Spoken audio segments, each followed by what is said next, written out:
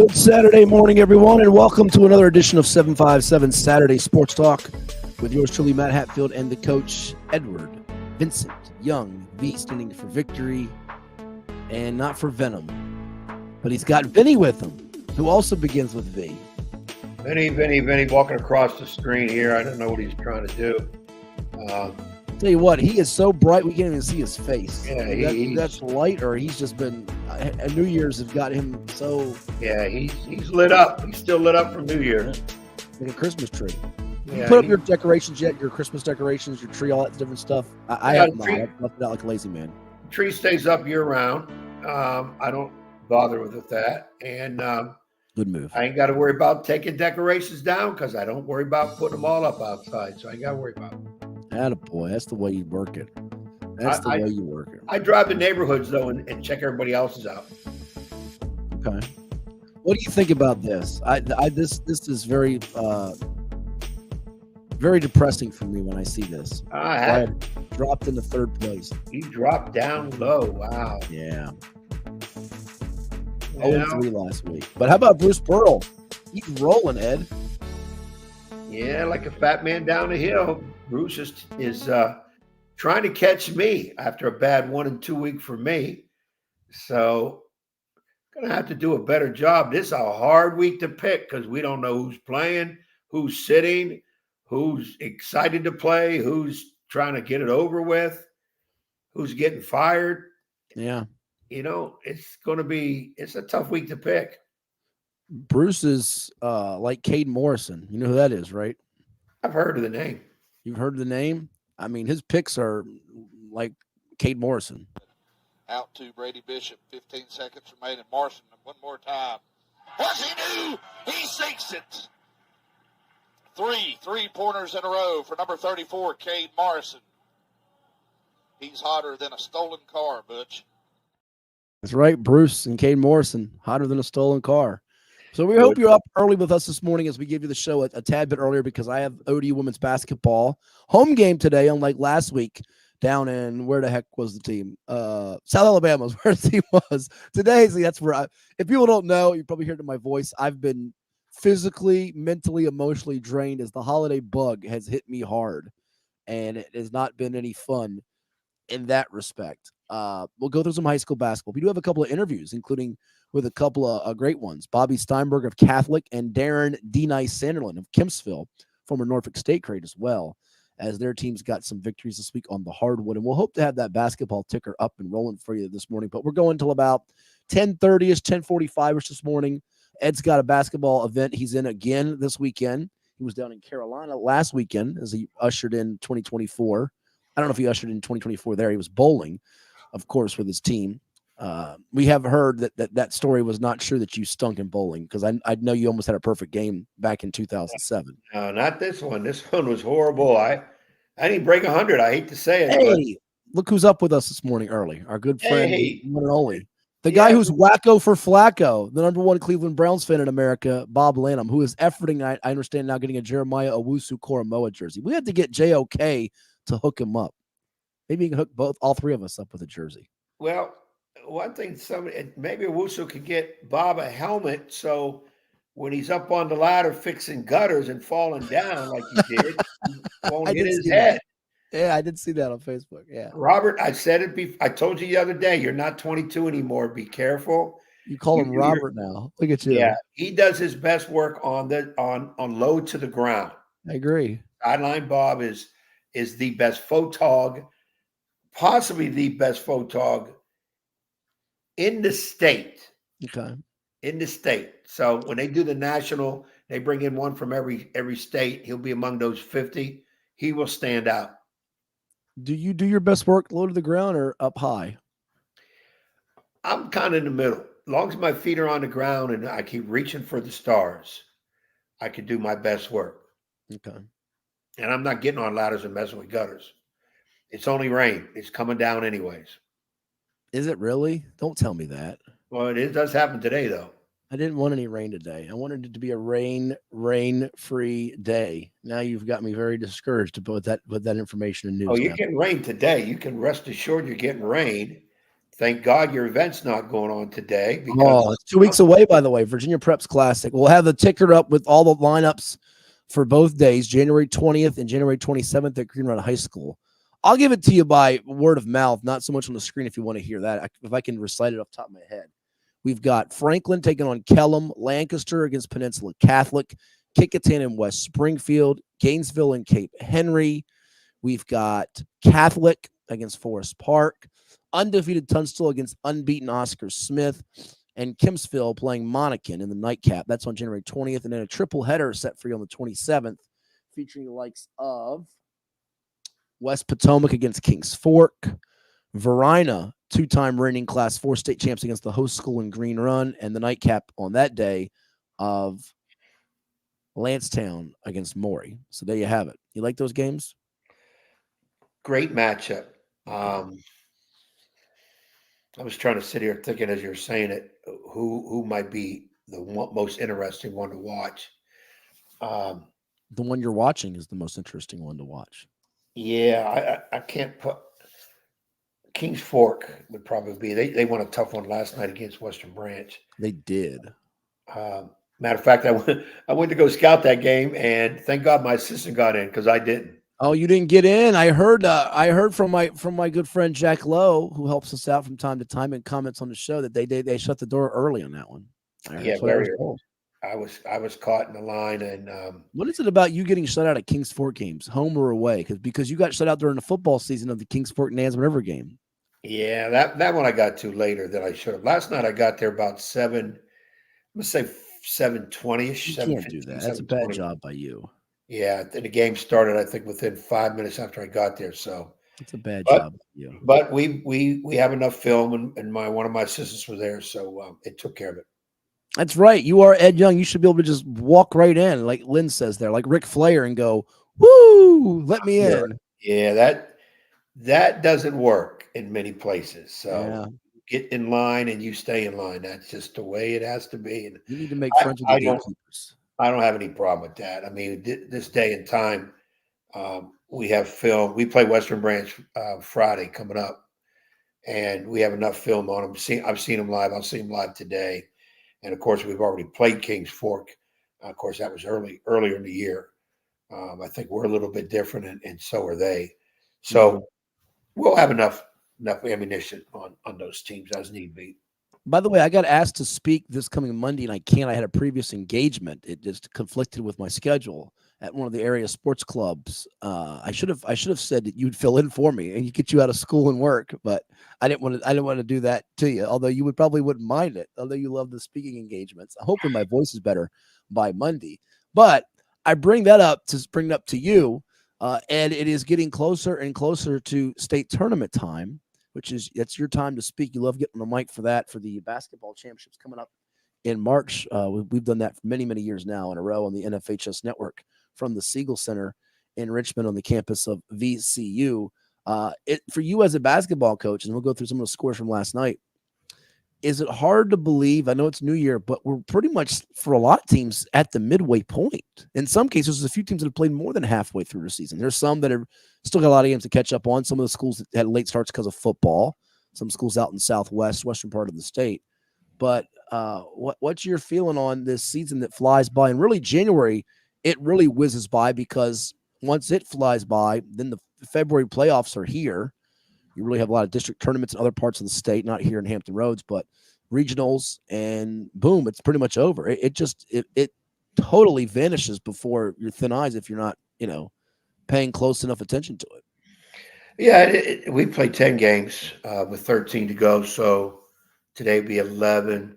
We're right there at the halfway point, and it is January. We start playing at the end of November, so it is quick, but like we tell the players, it's here before you know it, and if you really don't pay attention to it, it goes fairly quick too. The thing about January now, it'll be a more consistent schedule. I think starting Tuesday, we play every Tuesday and Friday till the end of the season, and I think there's a Saturday game in there somewhere.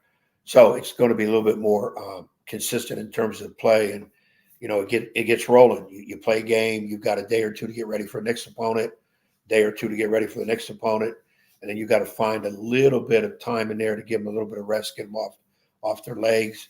Whereas end of November, December, it's a little bit more open, where you might play 1 day a week and then 3 or 4 days to prepare, as you do a lot of individual work and, of course, get ready for the team that's coming up, a lot of team work. Whereas in the preseason, there's no games, so it's a lot of individual work, a lot of group work, a lot of skill work position-wise. So now it really gets into your scout work, your opponent, what do they do, what's their strength, what's your strength, how do you combat their strength, how do you hide your weakness.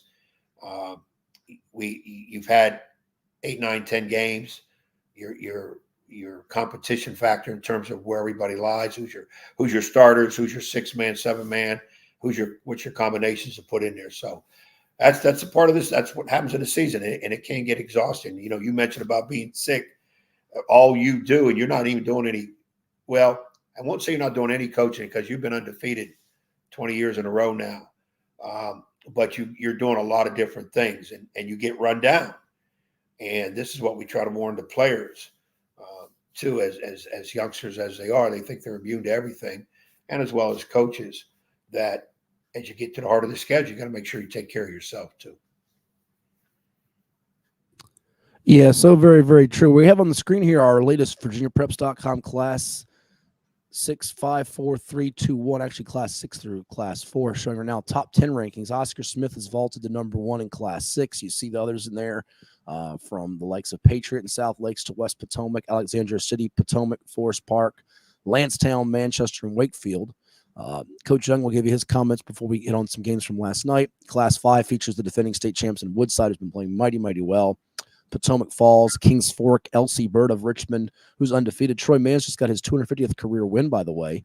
Norview, Albemarle, Maury, James River, Midlothian, Menchville, who took a close loss this week to Hampton, and Green Run, who's at number 10. He got a big week on deck for them with Salem and Lansdowne next week. And then you have Verina. We talked about them coming to the Virginia Preps Classic. Hampton, who got a big win over Menchville. Charlottesville, who's undefeated. Tuscarora, Henrico, a name that's been familiar from the past. Nick Leonardelli, the coach there once upon a time, was Vance Harmon. John Hanley of Winchester, which had a loss before the holiday break. Broad Run, Jefferson Forest, Rockridge, and Churchland rounding out the top 10s for those divisions. We'll get to the other divisions a little bit later on in the show. But your reaction to some of those as we flash them back on the screen. What do you think of the top 10 so far? And the early forces on the boys' side, we'll touch on some of the girls' teams as we move it along in the coming weeks, getting closer to tournament time. What's your early feel? And you are in Class 5, so I know you pay extra close attention to that division year after year. Well, you see Oscar Smith at number 1. That's a Southeast District team. That's one of our opponents in a few weeks coming up. That we'll have to deal with them. They're playing really well. Just won the tournament they were in. And Lansdowne, another local team who traditionally is in that, like Oscar Smith, in that top 10. It's just a matter of where as they push and shove as they get ready for state tournament coming up, later in February. But in 5, reaching 5, I look at it hard because that's us. It's just amazing. It's almost true to the words. It's harder to get out of the region than maybe to win the state. A lot of those teams in the top 10 in the state are from the 757, whether it be 5A or 5B. And there's some teams not ranked that are pretty decent, have some decent records, and just not really getting the publicity. But, again, and we always say, the rankings are, I like them. I know a lot of coaches don't. I don't worry that, like, we're not in it. I'm not concerned about that. It's where you are at the end of the year, not beginning of the year, during the year. But it gives you an idea of what teams are hot, who's moving up, who's moving down.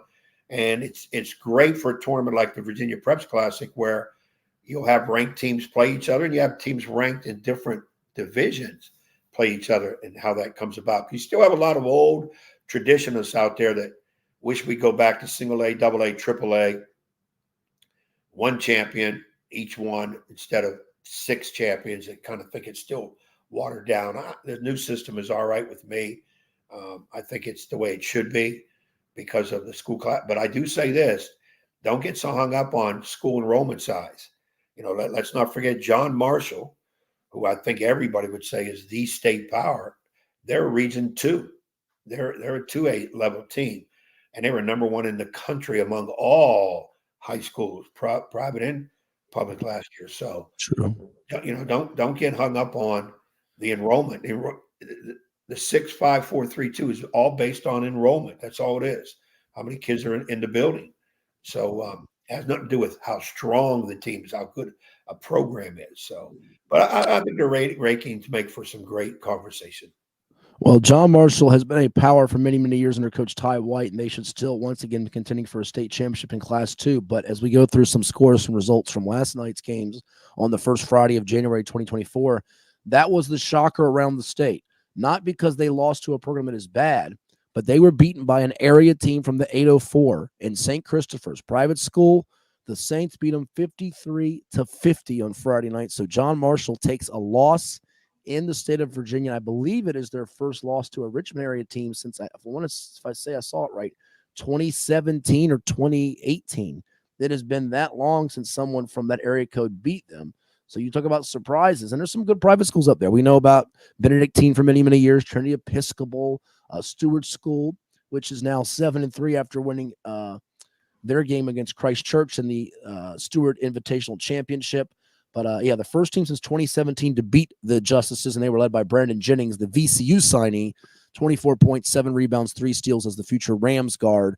Had a big night against John Marshall. But that one opening some eyes. And St. Christopher's is no slouch. They're 10-2 this year, Ed. But how about that? The team that was number 1 in the country a year ago has played some national competition, was just in the Chick-fil-A Classic.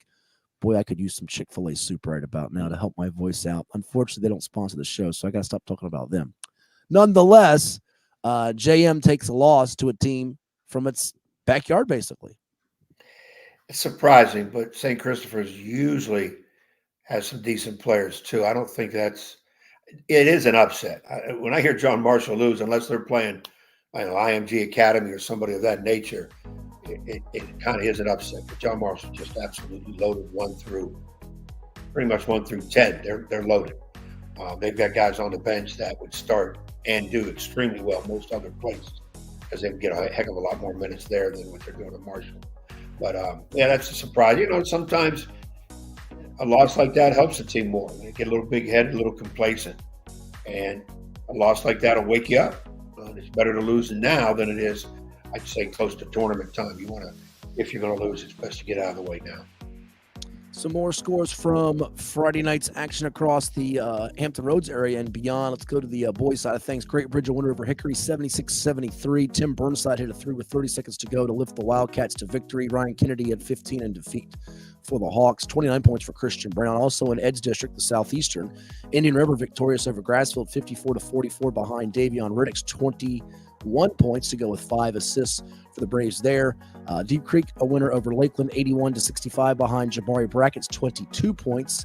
Big one in the Southeastern, though, as Ed talked about, was Kings Fork winning over Western Branch, 73-60. Deshaun Lucas was the workhorse down low, 20 points, 16 rebounds.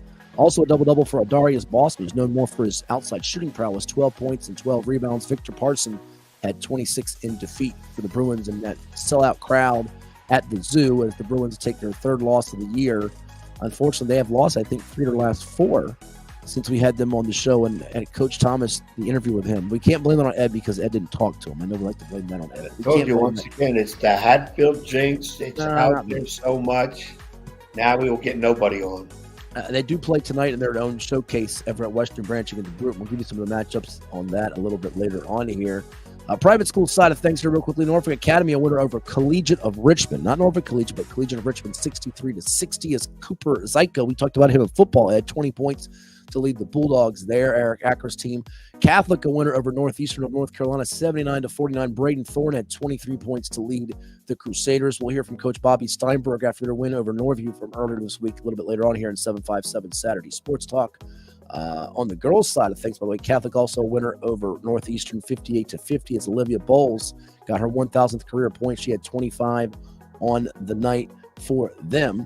Back to some more boys' scores, though, for a second. Let's head to the Bay Rivers District. Smithfield, a winner over Jamestown in overtime, 72-69, as Jaden Wiggins had 32 points in that road victory for the Packers of Smithfield High. Jarquez Garrett, 20 points, 8 assists, 4 steals as Lafayette defeated Tab 63-49. Bruton victorious over Pocosin 71-44 behind Brandon Freeman's 15 points, 6 rebounds, 5 assists. Panthers in action at Western Branch tonight. Grafton a winner over York 60-46. Kyler Coleman with a game high 17 points.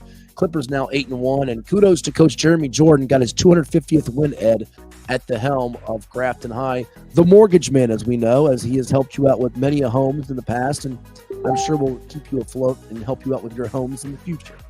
That's the money man. Yep, that was. He's a great financial advisor for anybody who would need one. He just simply says, stop spending money, and your bill will now be $50. I mean, that's his answer to everything. So, but Jeremy, 250 wins, he'll get a lot more, and wouldn't doubt if he stays in it, he may be one of those guys down the road to get to 500. Very true. Also in high school hoops from Friday night, I skipped over a Eastern District out-of-league score. The Eastern Districts, those schools in Norfolk, by the way, are out of school still until Monday. They got a little bit of extra break from the new year, I understand. But one of the Portsmouth schools from the Eastern District was in action. Manor, under first-year coach Caleb Henderson, they fell to Oscar Smith 50-41. Jacoby Harper had 15 points. So good to know we did not jinx LeVar Griffin, who came on last week's show. If you missed last week's show and any previous episodes during 2023, they're available on our Cova Sports TV YouTube channel with the Virginia Beach Sports PLEX and the folks at Hometown Sports Productions. Just punch them up. If you Google or search 757 Saturday Sports Talk, you'll find it on the internet machine, all over the web, through virginiapreps.com, through the YouTube channel, through a Facebook page where we stream as well, and 757 Saturday Sports Talk. And we're also doing more and more features on Instagram too, so keep an eye out for that.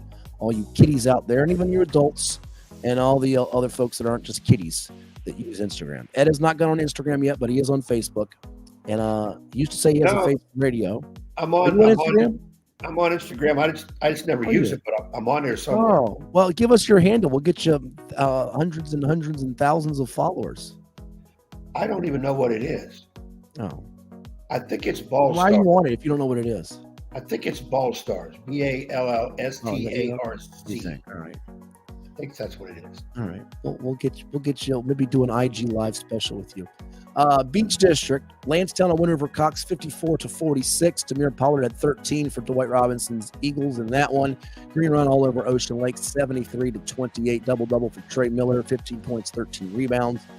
You did have Kempsville beat Salem 62-48. Emmanuel Anguilla with 22 points, fresh off his 23-point effort against NSA earlier in the week. Kellum a winner over Bayside 55-39, 20 points and 11 rebounds for Tyler Ellis to lead Norman Haskell's Knights. And Tallwood prevailing over First Colonial 58-23. I'll give you some girls' scores of note here in just a moment. Let's give you some of those that you want. Oh, one more out-of-district game involving an Eastern District school from Portsmouth. Churchland, a winner over Cape Henry, 58-53. Truckers were down 11 in that one early, but Sincere Jones, one of the most versatile players around, 23 points, 11 rebounds, 6 assists.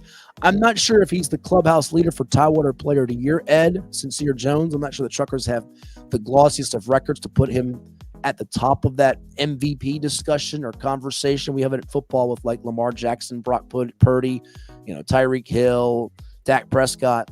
But I think he's among the 4, 5, 6 players we're talking about. Sincere Jones for the boys' side for Tidewater Player of the Year over at Church. And I think there's a girl we'll talk about in a second that's a freshman, that's the leader in the clubhouse on the ladies' side from Princess Anne, Micah Ojo. But Sincere Jones, I think, is in the conversation at the very least and should be a first or second team all Tidewater guy when we get to the end of March.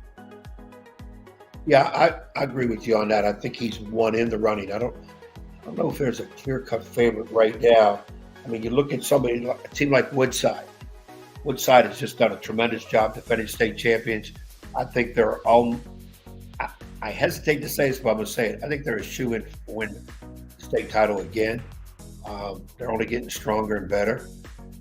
You got to look at – but they're spread out. A lot of their accolades are spread out among that team. They can beat you 6 different ways. So I would like to see somebody right now maybe on that team is a lead candidate for that Player of the Year. I always like to see best player on best team, see how their numbers are. But I don't ever want to shortchange kids that are on teams that maybe are not as strong. You don't penalize a great player because his team is average. I don't like that when people do that. And sometimes that happens in college and pro sports, when they talk about MVPs, it's your team has to be, a state title or a championship contender to get that accolade. I don't think that should happen that way all the time. And if you're wondering why I haven't read any Peninsula District scores, it's because the PD is now playing on Thursday nights. Some quick PD scores for your boys and girls side. For your Woodside, did win over Kickingham 90-66 behind, 25 points from Michael Jenkins, 25 points and 12 rebounds for Silas Barksdale. The freshman Jordan Houston had 10 points. Hampton, a winner over Warwick, 72-54, as Duran Ball had 22 points. Malik Johnson added 17 for them. Menchville responded from the loss to Hampton with a 72-54 triumph over Phoebus, 22 points for Jordan Watlington. Dimitri Battens, the Heritage Hurricanes, all over Gloucester, 101-26, as DJ Lasser dropped 30 points in that game. He outscored the Dukes by himself, 30-26. It was Heritage, 101-26. And Bethel winning over Denby, 47-37. Terrence Handsome, he's a handsome young man, 16 points, 8 rebounds, and a couple of steals for Craig Brehan's Bruins. By the way, I mentioned Denby earlier. You'll love this. I believe Denby is going to honor Dennis Katufis later this month, and I want to say the date is January 25th. It's a Thursday night. I unfortunately can't be there, and I want to be there. We have an ODU women's game that night, but they are honoring the great Coach K. There's a lot of great Coach Ks. The one that coached at Duke, the one who coaches Christopher Newport and won a national championship last year, and John Krikorian. We know Mike Krzyzewski at Duke, and then the Coach K who roamed the sidelines for many, many years at Heritage High, Denby High, Menchville High, all in Newport News. The great Dennis Katufis. Yeah, man, that's great to hear Dennis' name. And get out the 25th of Thursday. I don't think we're playing. I don't know if I have a scouting assignment that night. I think that's the day. Don't quote me. But I know Marcus Johnson Williams, the AD, reached out to me, wanted to get some career milestones and numbers and records for Coach K. Remember, we had Antoine Bethea on the show during the fall, during the football season. They honored Antoine Bethea. So I love what Marcus Johnson Williams is doing. Former head football coach at Salem, longtime assistant to Tommy Riemann, was the athletic director, or I'm sorry, he's the athletic director at Denby now. He was an assistant with Tommy Riemann for a little while at Lansdowne too. I like his vision there, and he's trying to get a lot of things going at Denby and honoring Coach K. That's a wonderful thing and a nice touch. Yeah, if I'm free, I would definitely like to get out there. I wonder if Dennis. I'm guessing Dennis will be back in town for that. I would assume so. He lives in South Carolina now, to our understanding. So yeah, he's in South Carolina now. It'd be great to see the opportunity to see if he's there, get a chance to say hello to him. But him and the late great Ben Moore, what a tandem those two guys were. And for sure, the biggest thing about I put Ben in there too is their character. Those guys were tremendous in terms of how they approached the game, the knowledge of the game, and more importantly, their work with the kids, with the players. You got guys that know the game, don't do well with players, don't communicate well with young ones. You got guys that communicate well with young ones and really don't know the game. But these two guys were top of the list when it came to all of that and put it in there. Not flashy by any means. I really sometimes think they didn't get the accolades due them. They didn't bring players in left and right, which a lot of people do now. And I think that tarnishes a lot of coaches' reputations and the winning they do when they're recruiting players in whatever manner that may be. This is 2024. Let's just call it like it is. And to hear Dennis's name, it's a great feeling, because those are two guys that when I first came to the area, I got to know quick. Boy, I'm so glad and blessed that I did, because I learned tons from them. Yeah, for sure. That freaking frack, Katufis and more. And we see Kenneth Harris, the head basketball coach at Green Run, tuning in. He's got that nice picture with the late great Ashley James on his little profile there. And he's right, two legends there in Katufis and more. I know he's not talking about us two boneheads, but we do appreciate him tuning into the show. And we'll get to some more scores here for you, Ed, from the games on Friday night. We mentioned the boys' scores for the Peninsula District on Thursday. I real quickly want to give the girls a little bit of a love. I don't want to leave them out entirely here. Menchville girls beat Phoebus 80-36. Soraya Griffin, VCU signing, 26 points, 13 steals for her. Also had 6 assists and 3 rebounds. Menchville had a win over Hampton earlier this week and pretty handily beating the Crabbers there. Did Adrian Webb's Monarchs. Shauna Bailey's Crabbers did bounce back with a 65-39 win over Warwick. Kalia Perry, double-double for her, 26 points, 10 rebounds, 8 steals as they beat Warwick 65-39.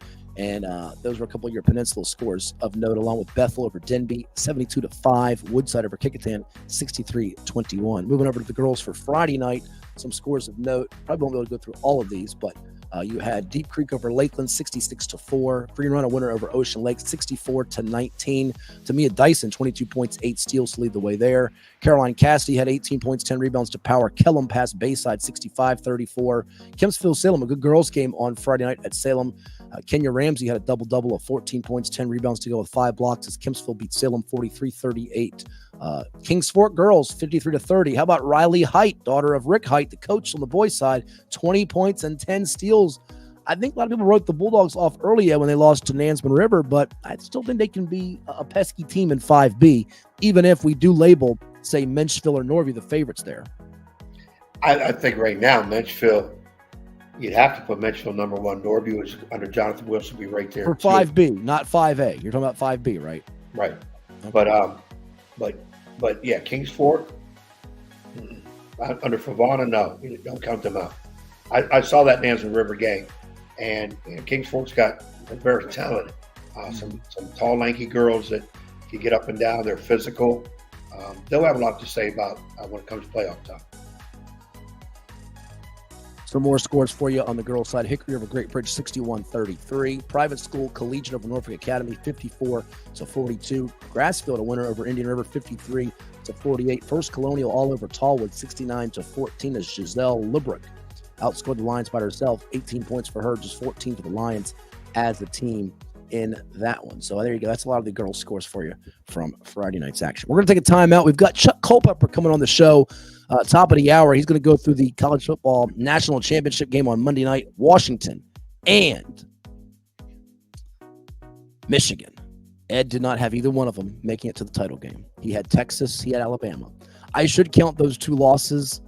I only got 1 win to add to my NFL total because right now I'm not going to have a chance to catch him unless I go 3-0 this weekend. He goes 0-3. So there you go. Oh, we got another shout out, by the way, real quickly from Coach Harris. He wants to shout out Green Run Girls. George James doing a good job. He is doing a good job. We mentioned Green Run Girls got some good freshmen there. They could finish 2nd or 3rd in 5A. Unfortunately for them and everyone else, Kempsville, we mentioned Salem Med. Everybody's playing runner-up to Darnell Dozier, who is the king of the Queens in women's basketball for year after year after year. He's got more rings than fingers and toes at this point, and they're not slowing down anytime soon, even though they took a couple losses in the holiday tournament at Boo Williams, one of which is to the, I think, Class 6 favorite in Manchester, led by Mia Woolfolk. Princess Anne's going to be there state tournament time again. We would be stunned out of our minds if they're not. They'll be there. And you know, you say Manchester to be the favorite. That's fine. But Division 6, Division 6, Division 6, not Division 5. Right. Division 6. PA, of course, Menchville will have a lot to say too. It's going to be interesting to see what happens with the women. But somehow Dozier finds a way to walk through that front door. So don't count him out. And he got that tremendous freshman. Yeah, Ojo, she is something special. And by the way, people are saying that she's the best player since Isaiah James, who now plays at NC State. We got to see her up close and personal with the ODU women before the holiday break. He's had so many great ones, from Godiva Hubbard to Zaria Wiggins to Elizabeth Williams. I mean, go in the past, even before Elizabeth Williams, the Sharice Grants of the world. And there's so many great players have come through that program. Kim Rogers. We can go on and on and on the number of Division I talents he has produced. But we got some interviews again. Darren Sanderlin of Kempsville coming up. Bobby Steinburg of Catholic. We'll get through the college football championship game, give you a snapshot preview with Chuck Culpepper of the Washington Post, who once upon a time cut his teeth here in Hampton Roads, working for the Suffolk Sun. He's been on with us many times in the past on the radio side of things. So that's all coming your way. But Ed, you know what time it is. It's time to hear from some of our great sponsors here at the Plex that make it possible for us to do this with you each and every Saturday morning. So let's take a time out, come back with more just a bit. Stay tuned, everyone.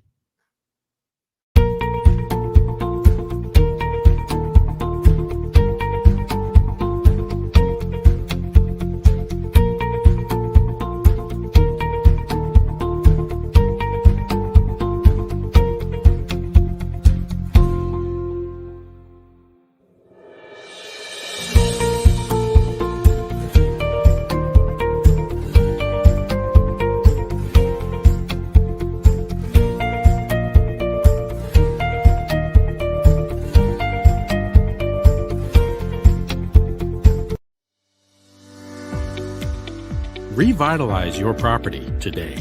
Shine Time is your turnkey solution for all power washing and painting projects. With years of experience in both residential and large-scale commercial settings, their focus is to bring new life to your home, building, or outdoor space and ensure 100% customer satisfaction every time. Shine Time Power Wash. I grew up here. I know this town. I know the people here. More important, they know me. As a banker at Town Bank, we become part of the communities we serve. The people who bank with us, our members, know us. When you bank with Town Bank, you'll know your banker. You'll know you can reach us, and you'll know we're here for you.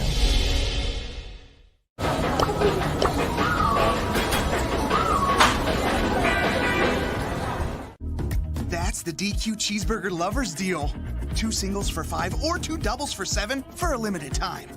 So, how is it? Deal this good speaks for itself, I guess. DQ, happy tastes good.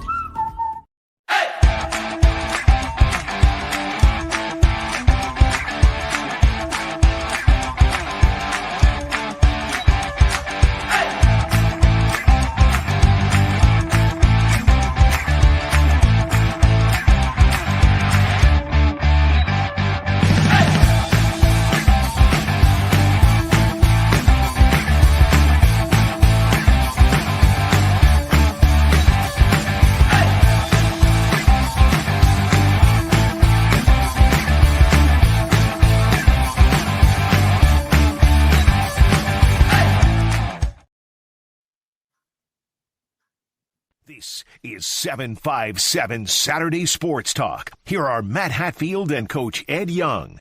This is 75. And welcome back to 757 Saturday Sports Talk. Like, share, and subscribe to our Virginia Beach PLEX YouTube channel on Cova Sports TV. We're streaming there all the time, live, archive. We have all kinds of broadcasts for you, not just the 757 Saturday Sports Talk podcast, but you can go back and watch some of our football and field hockey podcasts. We watch you each and every week. We've got some great things planned for you in the spring when it comes to soccer and lacrosse. And, of course, it's basketball season that time of the year. We're going to talk a lot of basketball with you. We'll also turn our attention to the College Football National Championship as the Rose Bowl was decided with Michigan outlasting Alabama in overtime. They'll take on the winner of the Washington-Texas bowl game that went down to the wire on the last play, as well as the Huskies stayed unbeaten like the Wolverines by knocking out the Longhorns. We're also streaming on VirginiaPreps.com, Facebook, and 757 Sports Talk on Twitter or X. So comment. You got any questions for us, want to interact with us, we always welcome that for you here on the program. But Ed, we've got some sound from earlier this week on the hardwood in high school basketball. Big matchup with private school, public school over in Norfolk as the Norview Pilots played host to the Crusaders of Catholic, but it was the private school getting the better of the public school on that particular night. Yeah, you had the opportunity to speak with Bobby Steinburg, a fine coach in Norfolk Catholic there in Norfolk. And let's see what Bobby had to say as his talk with Matt after that ball game and the win over Norview. I'm here with Catholic head basketball coach Bobby Steinburg. His Crusaders win at 50-38 over the Norview Pilots on the road here to open up 2024. And, Coach, I know your team was playing quite well before the holiday break. First period, both teams very rusty. I think it was 8-8. Neither team shot it better than 15%. Neither team shot it better than 30% in the second quarter. But around the second half, you started to show some signs of life. What enabled you to kind of put this one away late? I think it came down to toughness. The game was ugly. We did not play well. Offensively, we were an abomination. Defensively, we made some big plays. But at the end of the day, I think toughness prevailed. Mm-hmm. And that's about all I can say. They're a tough team, and they make you earn it. And it was a physical game. Much different than a year ago when you hosted them, coming into Norfolk, Eastern District, that rugged physicality that they have. How did you keep Keon Fats Mitchell, one of the best guards in all of Tidewater, a sophomore for them, we're number 3, to no field goals for almost 3 quarters, and he was held to 11 points. He usually averages about 20-25. What was kind of the strategy coming in to slow him down? We just talked about we think that defensively our guards are pretty good. Mm-hmm. And we just talked about keeping them within the lane lines and flattening them out. Mm-hmm. And if he wasn't able to get penetration, he gets his body on you, he'll spin off you and that sort of thing. And we felt like if we could just keep him in front, our press worked for a little bit too, so it kept us out of that half-court game. But, he's a good player. He's a good player. He knows how to use his body. But we were able to keep him in front of us. If you can keep a guard in front of you that's not a prolific shooter, then you'll be fine. How has this group adjusted to your system and philosophies? I know you do have a couple starters back from a season ago, the historic team with Josiah Rickards and Braden Thorne, but you got 2 juniors, a freshman starting for you, and maybe not the depth that you were hoping or envisioning coming into the year. Not originally. I don't know if you watched tonight's game. I don't know if you could even say there's a system because it didn't look like one. They're doing a good job. We're not a deep team, like you said. We had a couple things happen early in the season, and so the dynamic of the team is a lot different. But at the end of the day, they're coming together and they fight for each other. And whether it's ugly or pretty, they know that at the end we got to fight hard just to get that win. And so far, so good. We've caught on a little bit since December. Sure. You've got one of the better class of 2025 players in the whole state with Ashton Walker. I know coming in, he was averaging about 20 points a game, almost 50% shooting, 9 rebounds tonight, 18 points, 14 rebounds. He's really hitting the glass for you and doing a lot of different things on the floor. Also attacked the rim, I thought, at will in that third quarter. Yeah, he got downhill, and when he's able to get downhill and he's making his free throws, it's a good thing. Mm-hmm. People have trouble. He's so shifty, right? And, and they key in on him, and we got Josiah Rickards, and we've got Braden Thorne, and Alex Pieces. So we've got guys that can get downhill. Ashton's just a guy, he's a dynamic guard, and he's shifty, and he knows how to spin off people. Knows how to get that extra dribble in, extra head fakes. He's just a good guard. You've coached a lot of years at the Division I level college basketball. What makes him, you think, so attractive to those schools out there that are looking at him? And he's still going to get better. It feels like it's only scratching the surface of what he can Shiftiness. do. Yeah. It's his shiftiness, change of speed, change direction, and his length. If I'm sitting in the stands and I'm recruiting that kid, there's not a lot of guys that have that shiftiness like he's got with the size for position. And he knows, he'll sit and tell you he's got a long way to go to be where his ceiling is, because it's a high ceiling. But that shiftiness, it's hard to teach. It's hard to teach. You can't teach it. Yeah. Lastly, even with some of the components different than a year ago and things constantly changing, I don't imagine the goals change as far as what you want to accomplish as a group this year, conference-wise, state-wise. What's sort of the outlook for your team here as you move forward here into the teeth of January and conference play coming up? I mean, we talk all year. We want to win the conference tournament, and get as far as we can in the States. Like I said, the dynamics of the team has changed a little bit, but that doesn't necessarily make it worse. We've just had to adapt and change the way we're playing. And hopefully we'll get Seth Burnham back here soon. He had the collarbone injury, and that'll give us a little bit more depth. But our goal is the same. It's to go out and win the next one. And we had that philosophy last year. And next thing you know, you look down, you won 30 in a row. And we were just looking at the next game. And so that's the only way we can continue to play. On to Friday night. Yep, on to Friday night. And hey, an ugly road win's better than a pretty home loss. You got that so much, right. All the best. Absolutely. So that was Coach Bobby Steinburg of the Catholic Crusaders, victorious this week over the Norview Pilots. It is 757 Saturday Sports Talk, wherever you're tuning in on Cova Sports TV, through our YouTube channel, 757 Sports Talk on X or Twitter, virginiapreps.com, where it's always smack dab on our front page each and every Saturday morning, and, of course, on our Facebook page, too, with the Virginia Beach Sportsplex. Like, share, and subscribe. Tell your friends, tell your family, tell your friends' family and your family's friends and your neighbors' friends and all that good stuff. Bobby Steinberg's team played some good defense, Ed, there in Virginia Beach. They got a good squad despite not having their big man back from a season ago. A couple of new starters. I think he's got a really strong foundation there, and they're going to be a hard out in the TCAS and come tournament time. They've got a really nice group of players, and they find ways to score even when their offense isn't performing very well, and they didn't shoot very well early on in that game against Norview. One thing about Bobby and his teams, he's good at assessing what your strengths and weaknesses are. As he mentioned about trying to get Norview out of that half-court game where they can use their physicality and power against you. We scrimmaged Norview back in November. Of course, they were really raw at that point, but I felt they're going to be very good. A regional playoff type team, which is the reason we wanted to scrimmage them, because we're hoping to try to get to that level too. But Bobby always does a good job of assessing a team's strength and weakness and then play to it. And his kids are very versatile in terms of being able to play different positions. and being able to be used in a manner that their strengths will always kind of show on that. I don't get a chance to see them play much, obviously, because when I'm in my season, we either get games playing same time or I'm out scouting. They don't really play anybody that in our district that I need to go scout and be able to chance to see them play. But every great once in a while, I get a chance to see those guys play, or I'll see them in the off-season leagues. And I know what they're very capable of. So they were a very smart team, too. It's one of those type of teams I always kind of reference by saying it's like playing tennis against the wall. The ball, you hit the ball on the wall, it comes right back to you. You just keep it going. And nothing different about it. They don't make a lot of mistakes. They don't beat themselves. So those are tough teams to play.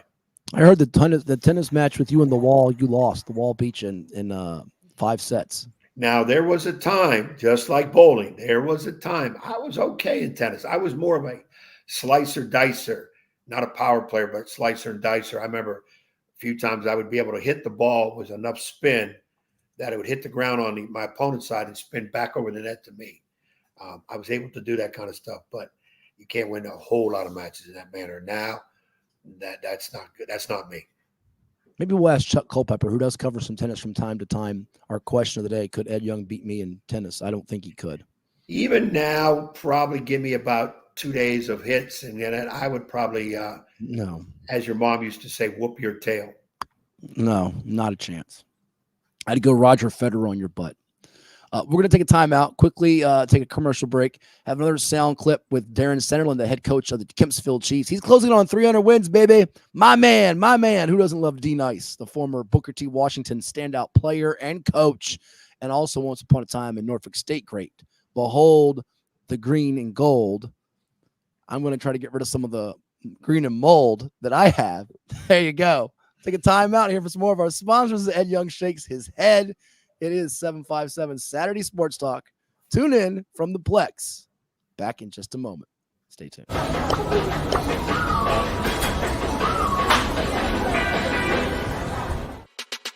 CHKD, sports medicine is more than just treating injuries. It's a whole team approach to caring for young athletes. With experienced physicians, surgeons, trainers, and rehab specialists here when kids and teens need them most. Our experts help young athletes prevent injuries too, with advanced training and conditioning programs that keep them in the game safely. CHKD Sports Medicine, where kids are more than patients and we're more than a hospital. Well, it's everybody's favorite time of year again. Time to prepare to make your annual donation to that infernal revenue service. So get off your W-2 and call John Maynard at John's Tax Service. 455-6763. Treat yourself to a visit to the Drip Bar IV Hydration and Vitamin Therapy in Virginia Beach. Boost your immunity, increase your energy, and promote anti-aging with our personalized treatments designed to ensure efficient nutrition absorption to rejuvenate your mind and body. Come see our chic and relaxing day spa for yourself today. We welcome walk-ins and appointments. Our medical professionals will help you achieve your best health and answer all your questions. The Drip Bar at Lansdowne Commons in Virginia Beach.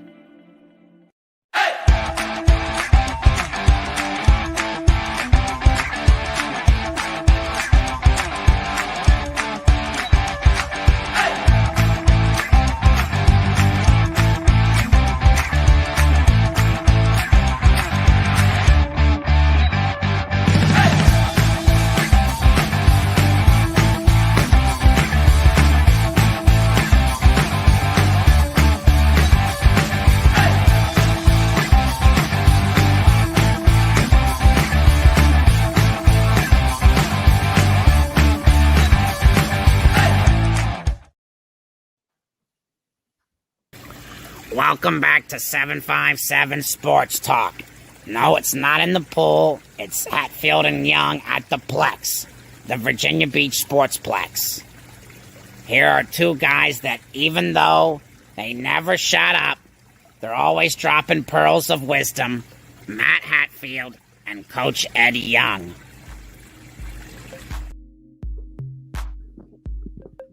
And we're back here with 757 Saturday Sports Talk. Like, share, and subscribe to our YouTube channel on Cova Sports TV, also on VirginiaPreps.com, Facebook, Twitter, X, InstaFace, Snapgram, Twitter chat, as Ed would say. He's trying to get hip to the lingo of all the social media outlets and forums that we are available for all you. We're also going to get on TikTok, too. I know they're working on some TikTok videos for us. Nick, Jack, and our whole crew behind the scenes. And we've got Chuck Culpepper coming up in just a couple of minutes to talk about the national championship, Ed. But we got to go back to my man, the one and only, as we see a pick, by the way. Nick's going with Washington. Ooh, the Huskies over the Wolverines, 21-17. We'll give you our pick a little bit later on here as we move along. But Ed, the one and only D-Nice, Darren Sanderlin, got themselves a big win last night. You got any thoughts about it, or you just want to intro the clip here? Yeah, I'm waiting to hear D-Nice and what he has to say. Always a pleasure to go against him. I haven't coached against him in a while, but of course, great things that we did at Booker T. And it's still kind of funny to hear you say Kempsville head coach Darren Sanderlin, but that's where he's at. Let's hear what he got to say. All right, here with Kempsville head basketball coach Darren Sanderlin. His Chiefs win at 62-48 over the Salem Sun Devils. Open up the new year with a couple of wins here this week, coach, over Nansemond Suffolk, and tonight over the Sun Devils. You jumped out 11-2, got up by 20, had them come back, but you held on. You have to be pleased with just the effort from the start, especially defensively, harassing them and forcing 25 turnovers tonight. Yes, sir. Just a good team, defensive effort. That's one of the things we're working on. A lot of young kids, not just my team, it's hard for them to play through mistakes. And so that's one of the things that we're working on, getting them to play through mistakes, because you're not going to play a perfect game, but the effort can be perfect. Sure. You played some close battles. You've won some. You've taken a couple of L's that were tight against the likes of Lancetown and Green Run and Hampton recently in the Iverson Holiday Showcase. What has your team learned in battling through adversity? That what I just said, being able to play through adversity, being able to play through mistakes. So everything is not going to go your way. Like I knew Salem was going to make a run. I mean, they're home. They got a good team. They're well coached. So I knew they was going to make a run. Let's talk about some of your individuals that are key. You've got, I think, 8 seniors in the ball club, and you've been knocking on the door for the state tournament for the first time in school history. But Emmanuel Angilla for you, senior, 22 points, coming off a 23-point effort against Nansemond Suffolk. He's sort of that 6'1", 6'2"-ish guard-forward mismatch, isn't he? Oh, yes, sir. He's intelligent. I mean, IQ is just on 1,000. He's like a 3.8 GPA kid, right? Yeah, yes, sir. And he just plays. He plays intelligent. Just plays intelligent. And he ain't scared of the competition. He's one of the seniors. He's a senior, so he's one of the guys that can play through mistakes. Nice to have him healthier, because I know in the offseason he's kind of battling through some nagging injury type of stuff. Yes, sir. Yes, he would. Like I say, man, he puts in the work on and off the court. So in the starting to show up. You have some other seniors to go with him, Savon Sanderlin, who had a very impressive dunk to end the game tonight, 12 points, 4 or 5 assists for him. Jeremiah White with 15 points, 6 boards, and then Jayon Griffin, who played really well in that game against Hampton. So it feels like on any given night it could be one of those 3, 4, 5 guys, right? Yes, sir. And we have to be able to find out who night it is and still be able to play as a unit, and keep that chemistry going. Math is pretty simple here. You get 31 more shots than them, 63 attempts to their 32 attempts. You only turn it over 10 times yourself, I think 3 or 4 in the first half. So it was just a matter of maximizing touches, getting downhill, getting in the paint, and kind of wearing them down. Yes, sir. Just being there for each other. Seeing the ball and just being there for each other. You see your brother or your teammate in trouble, just make sure you're there to get them out of it. In this Beach District, there's so many quality teams. I think you guys are winning. Salem, we mentioned the likes of Lancetown, Kellum, Cox, Green Run, Princess Anne. It feels like this league, maybe you would come from the Eastern District. Yes, sir. It's a little bit undersold because come playoff time, I think there's really not nights that you can take a rest except maybe 1 or 2 of those things at the bottom, right? You can take a rest in the regular season. Yeah. And, hopefully we'll be peaking at the right time. We just want to be playing our best ball when playoff time comes. Like you said, any given night, you got great coaches in this beach. You got great teams in this beach. You got some good players in this beach. So, you got to come ready to play every night. Yeah. Last two, what do you like most about this particular ball club so far? The chemistry. Chemistry. They like each other. And lastly, as you've been coming to Kempsville trying to, change the culture, bring a little bit of what that style and twist you had at Booker T, getting the States for the first time. I know was a big goal for this team, having knocked on the door the last couple of years. Yes, what's it going to take to kind of take that next step and make some history this year? Keep getting better. Keep working every day. Nothing's guaranteed, as you know. And just stay healthy and keep getting better. And I think that we'll be fine coming down that stretch. Good win tonight for the Chiefs. Thank you so much. All the best. Thank you. So that was Coach Darren Sanderlin, who was a heck of a player back in his day at Booker T. Washington and then at Norfolk State. As we spoke with him after the team's win over the Salem Sun Devils, Ed, as they get it done with pretty balanced attack. Although Emmanuel Gilla led the way in terms of the scoring column for them with the big 22-point effort, 15 from Jeremiah White, 12 from Savon Sandiford. But when you turn someone over 25 times, you get 31 more shots. It's a pretty simple formula to get it done. And I think Kempsville, we talked about it a couple weeks ago. I thought Salem could be the favorite in Region 5A, where you got Kempsville, you got Kellum, you got Cox with a big man, and Ben Nacy, Princess Anne, Green Run, Indian River.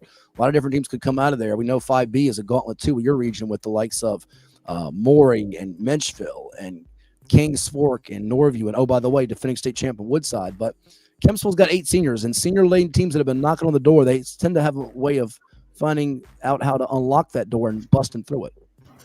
Yeah, I think you hit it right on the head. The region over there, I don't think is quite as physical as our part of the region, but it's no less talented, no less good coaches in that league. It's beach dominated, pretty much beach dominated, so they're very familiar with each other.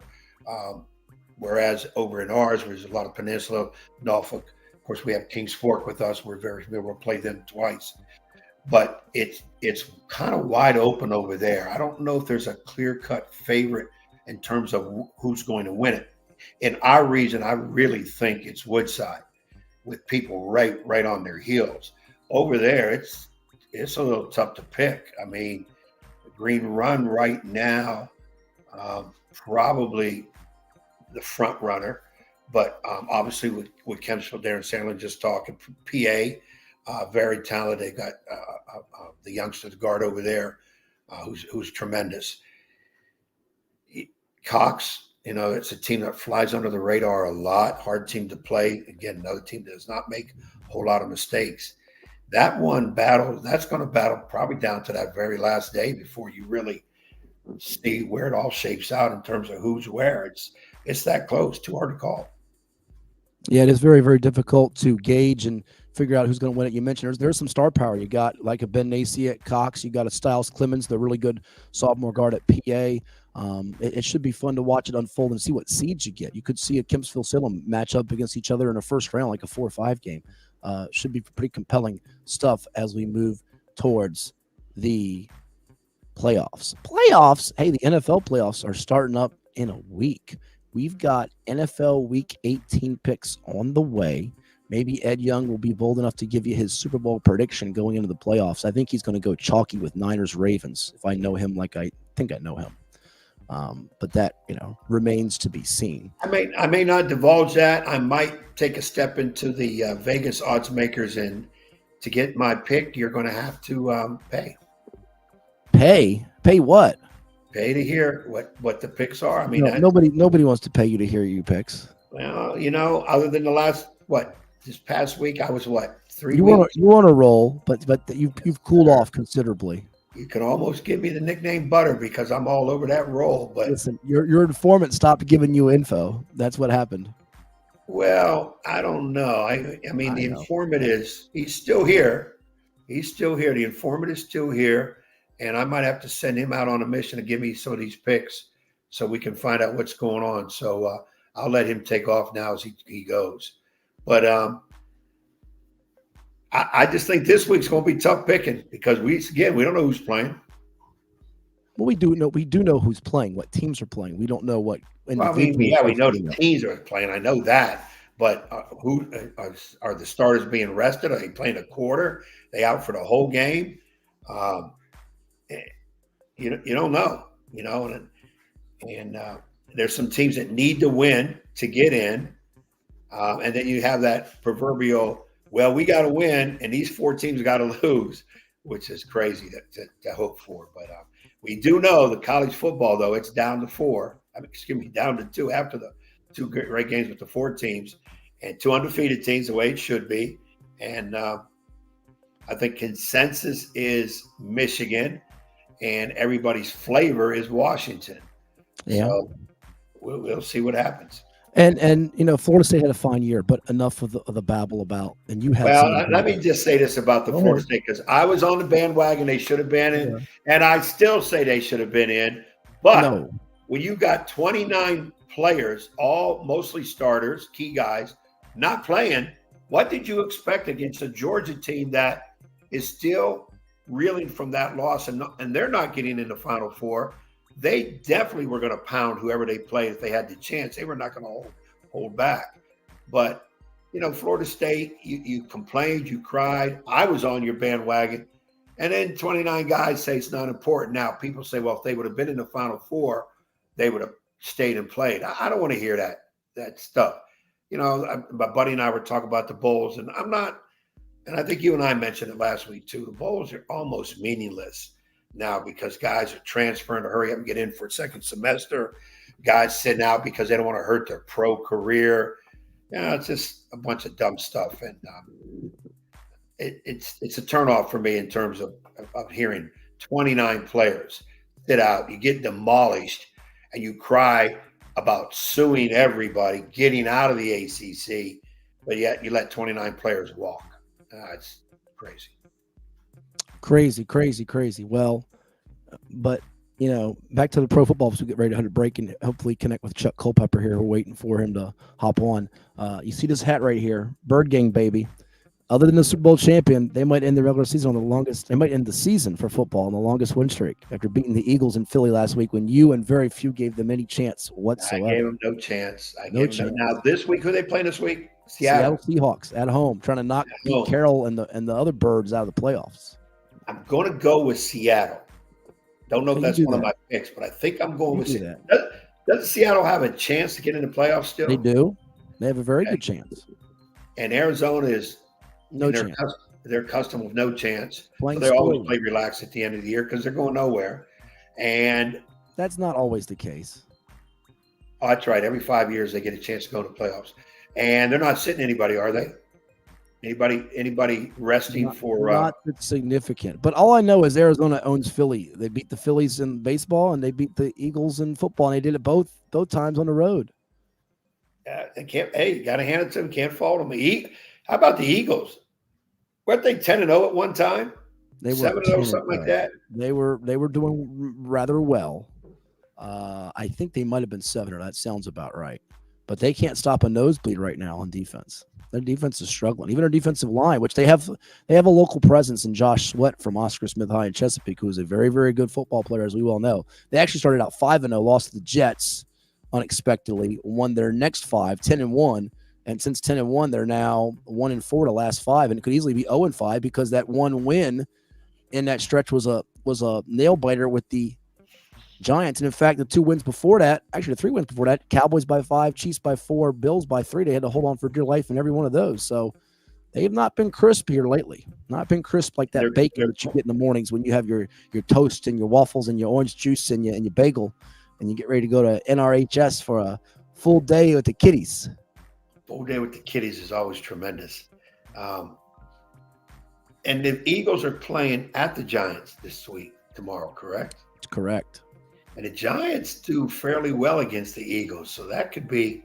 Now, if the Eagles don't win, are they out completely? If the Eagles don't win, are they out completely to the playoffs? No, they've clinched. So they're okay. They are in. Okay. Boy, I got to give you a crash course on postseason. You are out there. No, we were down in Carolina last week. You are lost. I was. How are you beating me in picks? You're about to make me really vomit here. Yeah, I know. I can put up on the screen. Would it be? And I'll do this for you, just to make you happy. Which we all have to make you happy and content. I can put up on the screen for you if you'd like the NFL playoff scenarios for the teams that have not clinched. Would that make you feel better? That would make me feel better. It would make a lot of people listening feel better because it's crazy out there that so many teams still can win it in the crazy scenarios of, well, this team has to win and these 3 things have to happen for them to still go. So, you can find that information so we can help me and help some of our fans that are listening into this, looking into this. That'd be pretty good. Well, I'll do that for you right now as I try to load up, try to connect with Chuck Culpepper here. We'll actually pop it up on the screen and see if I can zoom in for you. I don't know if that'll help here. Can you read that, or I got to zoom in for you? I got to probably zoom in for you. I can't see it worth a darn. Yeah, let's see if we can zoom in. I don't know if I got zoom in capabilities there. Be careful. You hit a button last week or 2 weeks ago, and we were off the air for like 10 minutes. So. All right, well, I'll read it to you and squint here on the screen here. Let's see if we can squint for Ed Young here. Maybe I can zoom in.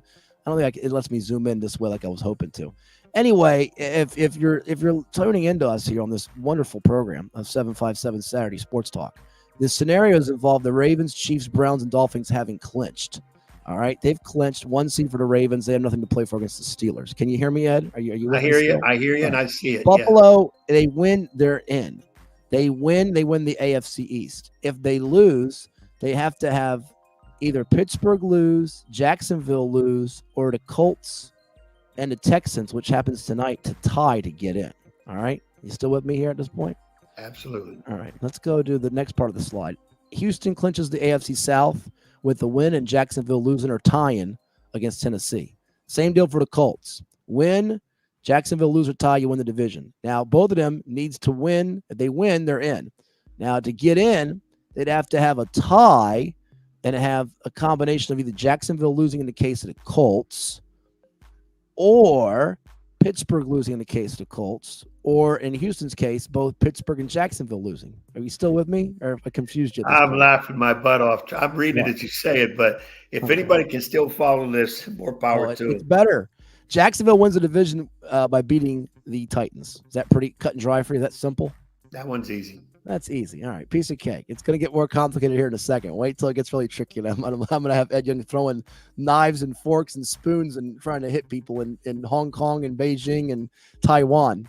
All right, Jacksonville wins the division if they tie and Indy and Houston tie. We're not going to get 2 ties, so just forget about that as a possibility. Let's go to slide 2. They can clinch a playoff berth with a tie and Pittsburgh losing or tying, or by Pittsburgh losing, Denver losing, and Houston and Indy doesn't end in a tie. Now, that's where it gets a little tricky and confusing. Miami Dolphins, they win the division. They lose, they're still in the playoffs. Seeding, that's not a point. Now, for Pittsburgh to get in, for Mike Tomlin, he's got to win, have Buffalo lose. He's got to win, have Jacksonville lose or tie. He's got to win, have Indy, Houston end in a tie. Tie, have Jacksonville lose, Houston, Indy not end in a tie, or Jacksonville lose and Denver win and Houston and Indy not end in a tie. Are you still with me at this point? Yeah, I'm on the ground rolling. You're on the, like a fat kid. You're rolling. There you go. All right. Let's see if can we zoom in at all? I don't think we can zoom. I got to squint to see this here. Let's go to the NFC. You ready? Because we just had chiming in moments ago. Nick wants to know, how did the Vikings get in? He's a big Vikings fan. Tell us how to get in, guys. All right, Nick, here's how you get in. Go win against the Detroit Lions. An ostrich boy, Dan Campbell. By the way, what on earth was he doing last week? I tell you what, he should have gone to overtime, because then he'd gone to overtime, Dallas would have covered that spread and I would have won. Instead, didn't cover the spread. Dallas somehow won. Mike McCarthy's still a dope, and that'll be a rant for another time when I have more of a voice than I have right now. Vikings win against the Lions, and then they got to have the Packers lose against the Bears, Seahawks lose against the Cardinals, and have either Tampa Bay or New Orleans lose. Tampa Bay plays the hapless, hopeless, helpless Panthers. The Saints play the Falcons. So I would put the chance of Nick's Vikings making the playoffs at about 3.45%. Would you go higher or lower? I would say I don't think they beat Detroit today. They don't play today. I agree with you. They might beat them tomorrow, though, because they play tomorrow. Tomorrow. They don't. I don't think Minnesota gets in. I don't think Minnesota gets in. You don't think Minnesota? So many other crazy things got to happen if they do win. So yeah, when you get to that point where you got to hope all these other things happen, you just didn't win enough games during the year, because now too many scenarios that have to occur. I'm laughing throughout this whole sheet because it's we're only on page 2. There's about 5 more pages. That's what I'm saying. This is, look at this. We got one more page. We got one more page. That's it. It's comical. We're almost done here. Packers win, they're in. Is that cut and dry? They can have a tie and get in, or they can have Minnesota lose or tie, Seattle lose, and then Tampa Bay or New Orleans lose. So Green Bay's got about a 52% chance to get in. Dallas wins a division by winning, or if they tie and Philly lose, or just Philly lose, they win the division. It's that simple. They're already in the playoffs, though. And then for the Saints and the Falcons got to go back to the Falcons for a second. Falcons got to win and have Tampa Bay lose to win the division, because they play the Saints head up. Saints can get in with a win and Seattle losing or tying, Green Bay losing or tying, but they can also get in with a tie and the Seahawks or Packers losing. Now, for Seattle to get in, which was the original question, and by the way, Tampa Bay wins, they win the division they're in. They got a tie and have Seattle lose or Green Bay lose or tie to get in otherwise. So Bucks pretty much control their own fate like the Packers here. And Seattle, they win and have Green Bay lose, they're in. Otherwise, they lose, they're out. They tie, and they can have Green Bay lose, Tampa Bay lose, Green Bay lose, New Orleans lose, and they're in. So Seattle's probably got about less than 50% chance. They probably got about a 35, 40% chance at most. There you have it. That was your crash course on NFL playoffs. We will have a quiz on this at about 4:22 p.m. Eastern today. All right. Well, we got what? Two games today, correct? We might as well come back with picks because I've not heard from Chuck Culpepper. He is a world traveler, by the way, and a very busy guy, so we might have to reconnect with him another time, maybe after the championship games. We'll give you a little snapshot preview regardless, but we'll take a time out, Ed, and come back with the NFL picks for week number 18 in the league where they play for pay. That's all coming up here on 757 Saturday Sports Talk. Like, share, and subscribe to our YouTube channel through Cova Sports TV. But I got to get my voice right, and to get that soup, you got to always stop in at Zoop. You'll hear from them and some others coming up here at Hatfield and Young at the Plex. As a banker at Town Bank, we believe that people bank with people, not with banks. You're looking for an actual personal relationship, and that's what you get at our bank. You get that person that gets to know you, gets to know your business, is there for you. I think that is what motivates us, what drives us. And the idea that we are trying to serve others and enrich lives, I think is very true.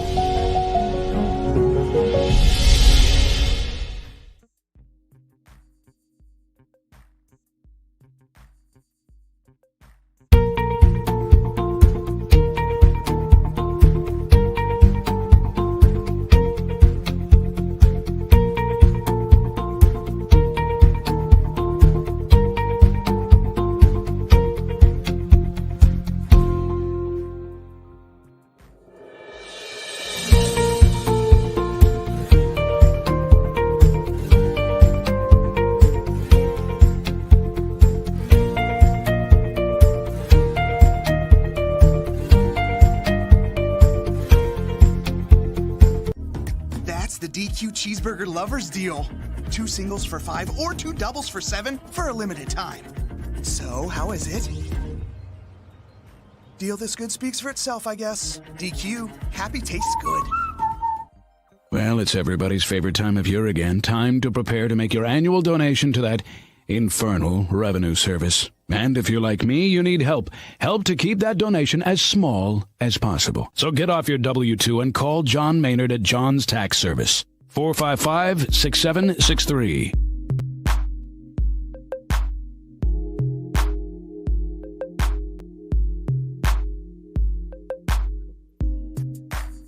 Never shut up. If you listen to you guys, there's always pearls of wisdom coming out of them ruby lips somewhere. And it's the way it's supposed to be.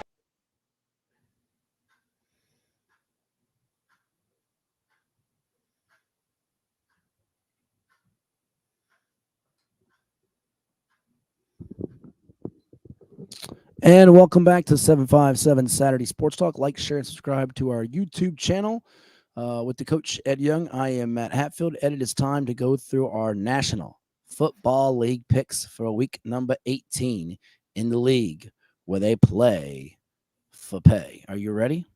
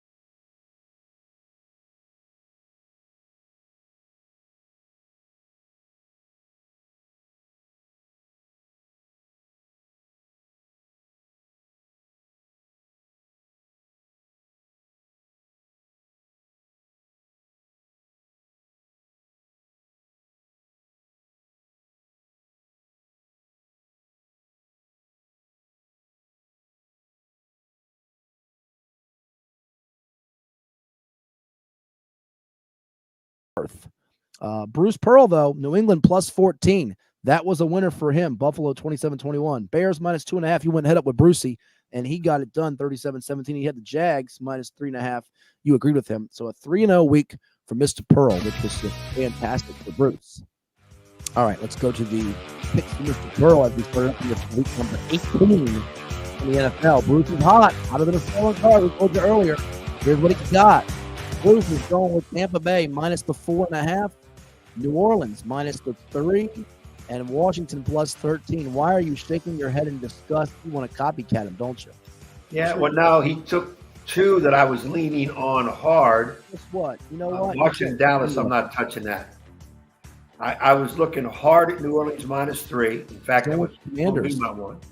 And then I liked Tampa Bay minus 4.5. Okay. Bruce is going to go 3-0. Going to go down 3-0, huh? I think the Washington-Dallas game, I think Dallas wins, Washington covers. Okay. All right. Meanwhile, as we show you the picks for Mr. Pearl, you get to go before me because you were 1-2 and I was 0 and stunk up the joint. So you get to go here. Go ahead and copy one of Bruce's because that's your little MO, your go-to move here. I got to beat you and Pearl to have any shot whatsoever in this point. If I didn't know Bruce's picks and I picked it, it's not a copy. So we shouldn't show Bruce's picks first. Well, he was 3-0. We got to show him first. He gets to go first. You weren't 3-0. Go 3-0 like you did a few weeks ago, and we'll show you yours first. Instead of complaining and whining over there. You want your pacifier and your binky? I mean, what in the world? That's true, too. Need some milk, you little baby. Jeez, I'm the one that should be whining. I'm the one losing to you. A guy didn't even know who the heck the Eagles are in the playoffs at this point of the year. You're too busy barbecuing and hobnobbing with the big wigs and getting ready for some basketball action. When you said little baby, that he's one of the best rappers around. Yeah, little baby. All right, I'm going to throw a dart here and see where it lands. Don't hit me.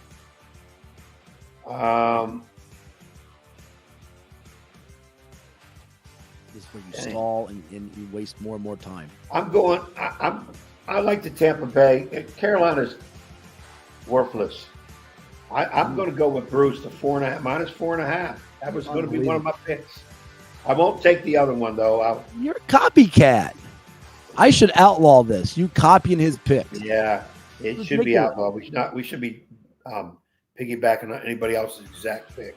I got to root for. No, we can't take our picks. We can't take ours. But that's ridiculous that you're doing this again. You've done it every week. Let me back off. I do want Tampa Bay, but I won't take that. No, go ahead. You already did it. No. Give me. Oh boy, I'll probably hate this, but I'm gonna try it. I can't believe I'm taking. What's his name? What's the quarterback for New England? I can't even. Billy Zappi? Zippy? Zippy, whatever. Zippy. Are you taking away? That's one of mine. You're gonna scratch out. Oh my God. Yeah, I'm taking New England over the Jets. New England owns the Jets. Pick. Well, you're 0-3. It don't matter. It could be 0-3 again this week. Unbelievable. You jerk face. Hey, we're not allowed to use those words. I'm counting. Let Chuck know. You tell Chuck all you want. Chuck, I cannot work under these conditions. First of all, Chuck is not a happy camper right now. Alabama's done. He's a little upset right now, as is his offspring Carter. They're a little upset, and as are a lot of people that had some shekels on Bama. Big time Bama fans, yeah. Oh, what was that call? I mean, listen, I know he would have walked in Milrow, but Tommy Rees, offensive coordinator, formerly of Notre Dame, he is not impressive. Let me tell you, he needs to go bye. They got the players and talent still, but some of his play calls were a little. That was a go back to Portsmouth move. Yeah, no question. He needs to go back to South Bend, not Portsmouth. Man, oh man, woo! Left some bad aromas. All right, so you're going New England here. First pick minus 1.5. I got to root for the Jets to beat. Oh my gosh. Well, I can root against Belichick. That's not too hard to do. Saban's buddy, by the way, two of the all-time great coaches that are not exactly warm and fuzzy people to wrap your arms around unless you're a diehard Bama or diehard Patriots. On the outside, they're not. But from what I hear with Belichick on the inside, he's a funny dude. It's just he doesn't. Sounds like you. On the outside, nobody wants to wrap their arms around you. You rough exterior, gruff. Nobody likes you. Yeah, I said it. That's what people have been thinking for years. I get to take 2 games, don't I? Now, after you got to go 2. You know what? Bob Lanham, if you're watching out there still and you haven't gone and clean some gutters on this rainy Saturday, I hate to tell you, Bob, but I'm going against your Cleveland Browns. Give me Cincinnati, the Bengals, -7.5. Mean and angry. Listen, Cleveland worked so hard with all these injuries to get here. They're not playing a soul. Bengals going to smoke them 33-12. Give me the Bengals for pick number 1 because Ed took my first pick. So now I got to scramble for pick number 2, which I'm not ready to do here. By the way, Pats are 38-15-2 against the spread under Belichick when the total's under 40. And it's under 40 with them and the Jets. They might not get 20 points in that game. That could be 6-3 final score. I'd actually like if it was 6-3 Jets. So my second selection, you know what? I'm going to do it. And if it doesn't work, I'm blaming Edward. Totally. Raiders are -3. You think that crummy quarterback for Denver's winning 2 weeks in a row? I got news for you. Not happening. Antonio Pierce wants that job, and the Raiders will play hard for him, and they'll cover to -3. Give me the Raiders -3. Ed's team. He's got the Raiders blanket, and if they lose this game and don't cover, I'll take that blanket and just suffocate him is what I'll do. You're up for the next 2 picks, sir. Yeah, I was looking at my Raiders. You know, I was thinking about taking them also, but I'm gonna let you have it because I can't take it back from you anyways. And I'm going to go with my next 2. Oh, can't do that one. Bruce took that one. I think Jacksonville helped me out before. They're a -3.5. Give me the Jags against the Tennessee Titans. You're showing 3.5 there on that spread? Yes. All right. I was showing 4, but I'll give it to you because it's not worth arguing with you at this point. I'm not well enough and healthy enough and enough energy and spirit. You're not going to win. You're not going to win it anyway. Yeah, what's the point? Screw it. What's your last selection, sir? I'd like to take an over and under. Let me see what's a good over and under. That's something you have done in the past and been successful with it. Well, no, the quarterbacks aren't playing. Mahomes is not playing for Kansas City. Herbert's been out. Can't take that one. I agree with you on the Bengals. I was going to do one of those too, but you already took it. Tough game to call. I don't think I picked them all year, but I'm going to pick them this time. Give me the Colts. 1.5 plus 1.5 over Houston. Oh, you're going with Gardner Minshew against the rookie C.J. Stroud. Yeah, that's probably not smart to do, but it's in Indy. Indy had what? Indy. I think in a scenario they have to win, and 17 other things have to happen for him to get in the playoffs. So yeah, I think they take care of their part. Okay, they win a close one. All right. So to recap. Edward Young going Colts plus 1.5, Jags -3.5, Patriots -1.5. I've got the Bengals -7.5, Raiders -3. I really want to go with Pittsburgh over Baltimore today, but I could just see Tomlin putting the screws to me and Harbaugh, despite the backups playing hard and losing this game by 2 and I'm not covering. And then I'm out of it by Sunday, and it gives me nothing to watch for on Sunday. So just the sake of trying to stay alive, although if Ed wins the Colts-Texans tonight, that'll pretty much put me out of my misery. For the regular season. We do carry over some of this to the playoffs to a degree. And he hasn't beaten me regular season in the 3 years we've done this, so this will be his little feather in his cap. Get all a little juiced up there, all excited, as he rubs it in on me to the end of time. But I will rally in the playoffs, I promise you, my loyal followers and observers and fans out there. Especially shout out to my man, James Williams, who runs the ODU Athletics fan page. I was just going to say, your fans... That's your family -2 because your dad ain't going to be on your side either. No, he's not. You're right. I'm going to go to the over-under well, which has burned me time and time and time again. Big total for Sunday Night Football, 48.5 Dolphins-Bills. And there are explosive players all over the field. It is in Miami. It's not bad weather, cold, Buffalo. But 48.5 is a lot. Conventional wisdom will say it's going to be shootout fireworks. I'm going to take the gamble, the chance that it goes under the total. No Jalen Waddle, by the way, who's a big deep threat for Dolphins. The Bills have been more run-oriented under this new OC now that Ken Dorsey's bye-bye. So give me under 48.5 of Dolphins-Bills to go with Vegas -3 and Cincinnati -7.5. All AFC for me. All AFC for Ed with Pats -1.5, Jags -3.5, and Colts +1.5. And all NFC for Brucey. Saints -3. Washington Commanders +13.5, and Tampa Bay minus the 4.5. And by the way, I noticed it is 13 in some places, but we're giving it to Bruce now at 13.5 is what I'm showing, because it is Washington, it is against Dallas, and every half a point could matter there. So we'll actually you'll fix that on the screen. Give them 13.5 as we show it to you now. That's going to do it. We got one more segment here. We're going to try to connect with Chuck Culpepper in the next couple minutes. If we don't, we'll just give you our snapshot preview and thoughts with picks on the College Football National Championship. It is 757 Saturday Sports Talk with Hatfield and Young from the Plex. Back in a bit to put the finishing touches on this latest edition. Stay tuned, ladies and gents. Well, it's everybody's favorite time of year again. Time to prepare to make your annual donation to that infernal revenue service. So get off your W-2 and call John Maynard at John's Tax Service. 455-6763.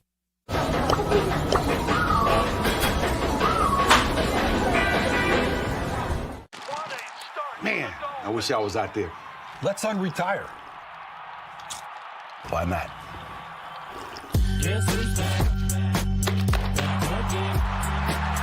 Randy Moss. Dan Marino? You alright? Hey, Grandpa! Grandpa? I still got it. 22.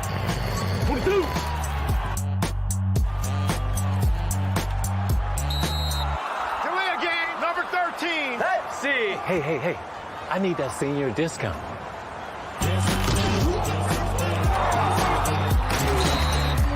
That's the game. Mr. Marino, you mind if I take a selfie? Thank you. I'm good. Right here, bro. Unretirement? Who'd be dumb enough to do that?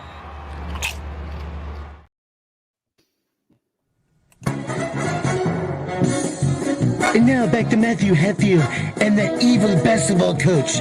Blast you, Ed Young!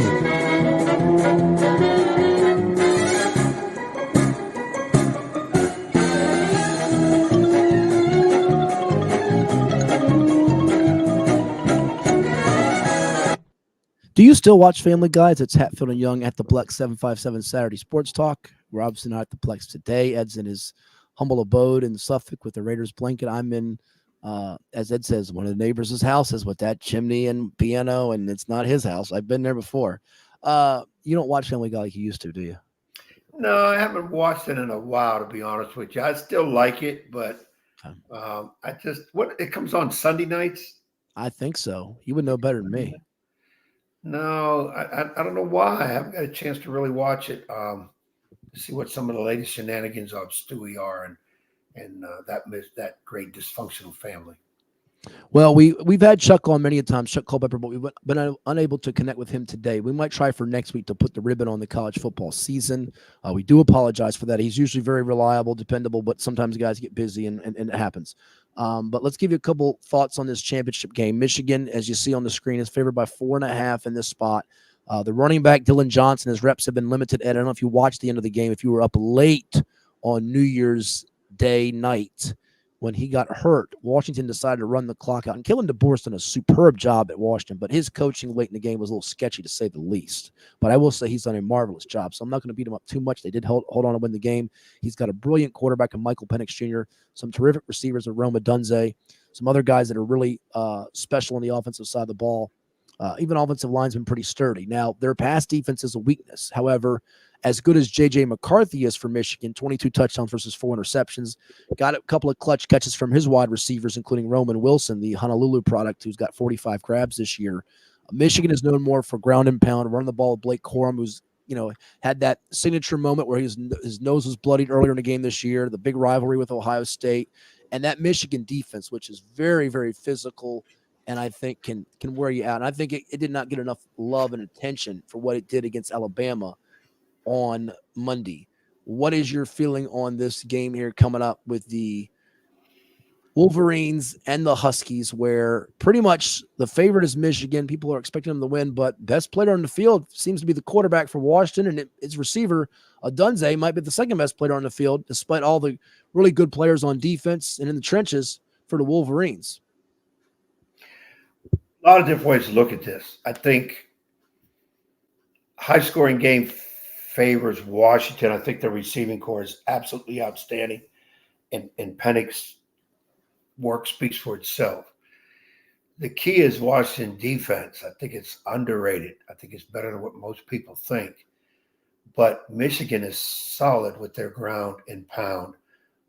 But McCarthy's decent enough quarterback. Don't know if he's going to make a good pro.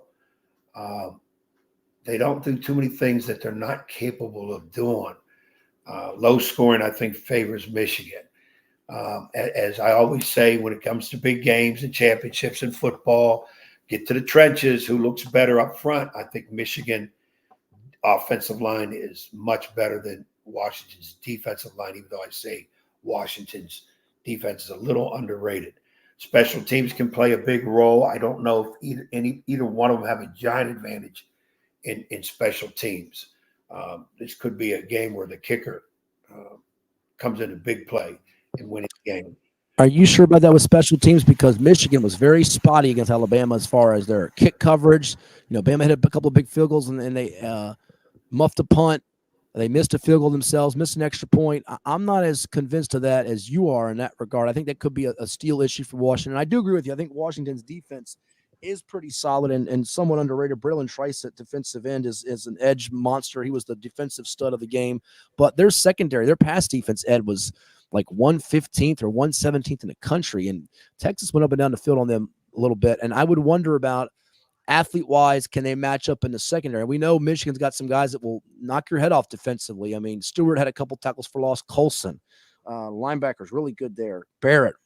They got some guys that can really get after you on defense. And they've been known in years past, Michigan, to have some stud defensive backs. Think back to Charles Woodson, a Heisman winner, Leon Hall, a first-round pick. You think back to some of the defensive backs they produced. I feel like the Michigan defense is better equipped to slow a fast Washington offense than maybe the Washington defense late in the game is to get those stops on Corum running the ball and the Wolverines trying to grind it out, run the clock out, and sort of wear them down. What's your feel on that? Yeah, I kind of agree. I don't think Michigan has an explosive offense where it's going to Washington's going to be all over the place trying to stop it. I think Michigan pretty much just comes right at you. I think they use the pass to set that run up more. So I think Michigan wins this. I think it has to be low scoring for them to win it because Penix can light them up with the receivers all over the field. And I think Michigan's offensive line is going to make some big difference as opposed to the Washington offensive line against Michigan's defense. I like Michigan maybe 28-20, 28-20. I'm going to say Michigan for this game. And I think Michigan special teams, if anything Harbaugh has done since their game against Alabama, is make sure this special teams is not going to cost them this game. I just think it's a year for Michigan, what they've been through, still undefeated.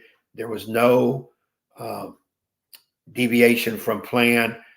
It didn't bother them about the stealing the signs. Harbaugh going through a couple games, suspension twice. I really think it's the year. But then again, I dare find a person other than if you lived in the state of Washington who would have picked Washington in the national title game. Been much easier to pick Michigan. And I'm going to stick with Michigan in this. Well, in Washington, Ed, has functioned well in close games, whether it's been against Oregon, whether it's been against, anybody else in the Pac-12, your Arizona States, your Cali just showed it against the Texas the other day. They know how to operate in those games. I do think not having Dylan Johnson, their leading rusher, or if he's not healthy, that's a big, big deal here. With his reps limited, if he can't go or be effective, that affects their running game. So I'm going to go with Michigan to win this game over Washington too. I will not be surprised if the Huskies get it done. I'm going to go 26-17 as my score with Michigan, which is a little lower scoring than some expect. Penix has had a great year, but Milroe was getting hot in the second half of the year, and they got pressure on him and got sacks. And remember, Milroe got sacked, a guy that could scramble 6 times in that ballgame. I'm sure they're going to sack Penix 6 times, but I was impressed that the Michigan defensive backs did not let Bama's receivers get loose and get a lot of separation in that game. So because of that, I will end up going with Michigan to win this, and I think their defense will get the job done and finish it up at 15-0 to give Jim Harbaugh a national championship. at his alma mater and right off into the sunset before he takes the Los Angeles Chargers job and deflects that for about 2.5 days. And then he decides to take the Chargers job after that and say, adios, arrivederci. You think he's definitely gone? I think he's gone. I think he's out of there. I kind of think so. Unless he goes to Washington to be right down the street from his brother and have the Harbaugh brothers in D.C., Maryland, and let the DMV go bananas. That would be tremendous. A lot of the pundits out there are saying that it will be, unless he's outright offered the Charger job with a little bit of some control, he would go to Washington. And everybody says Chargers because of Justin Herbert. That's the only reason that Belichick or anybody would go to the Chargers, but it's a different type of owner to work for. I thought when there was the first talk about Belichick leaving would be Belichick goes to Washington. Harbaugh, I don't know why I say this, but when the first time, probably because he played for him, I thought if he left, he went to the Bears. I don't see Harbaugh in Washington. I think that's going to be Belichick. But I can see Harbaugh in San Diego because he's got a little bit of history in San Diego also. Plus the fact, well, it's not San Diego, it's L.A., but I still call him San Diego. But Herbert, he's too much of a draw. And, of course, Harbaugh is a successful Super Bowl quarterback. So I can see that happening. But you know what? I'm not 100% sure he's going to leave Michigan. I don't know why. Because he may be up for some more sanctions. There are some more sanctions on the table for Michigan. So why stay? Yeah, and see, that would be the reason to leave, is the headache of dealing with it. And if he wins the national title, it's easy to write off in the sunset because the only way you could do better is win another one. Okay, and does he really want to go through somewhat headaches that college sports can present themselves if you're a person that's supposed to be following the rules? So, and it's much easier to go ahead and he'll always have a pro job. Even if he goes somewhere, coaches 3 or 4 years, gets fired. You know, and some people may forget his record as a pro head coach. He has a winning record, an outstanding record. So he just in the Super Bowl. He took San Francisco to the Super Bowl. Yeah. Right. He just had the itch to go to the college game, which surprised a lot of people. I thought he jumped back to pro much sooner than he did. That's why I don't sit here and say he's 100% gone. I may say 99, 98, but I won't say 100% because, I mean, I think Michigan will be still very good next year, but you're right. I don't think he's going to want to deal with what's coming up. But then again, ego can say, I'm not going to run away from this either. I'm going to face it with my school and my team and take whatever punishment comes his way. Yeah, very true. Well, that's going to cap this edition of 757 Saturday Sports Talk. We thank everyone for tuning in. Like, share, and subscribe. All the guests. By the way, real quick before I do that, we mentioned about DMV, if Harbaugh goes there. Did you happen to catch Bill Walton the other night talking about the DMV? No, I missed it. Billy always has some great stuff. Here's what he said real quick. Let's give it a listen. Yeah, Have you ever been to the DMV there in Washington, Virginia, and Delaware, the DMV area that has all those great players that came from them? Elgin Baylor. I've been to both that area and the DMV. Washington, Virginia, Delaware. He put Delaware to DMV. Bill Walton. Bill's one of a kind. He's one of a kind. Let him say what he needs to say because most of the time he says something good. Well, we thank everybody from the Grateful Dead to Bill Walton to Darren, Sanderlin, Bobby Steinburg, and all the tweeters, followers, commenters out there. We'll do it again next week here. Lord willing, let's hope the voice is a little bit better for me. Ed's got a basketball event today over at Western Branch. Let's quickly give you that here as we sign off too, because I promised that earlier and I don't want to under-deliver on my promises. And I'm sure it's probably going to be streaming on NFHS Network as well for those that want to check it out. Now, for some reason, I can't find the flyer that you sent me, Ed, which is just so typical. Did you send it to my text or I think you sent it to me in a message, didn't you? Not a text.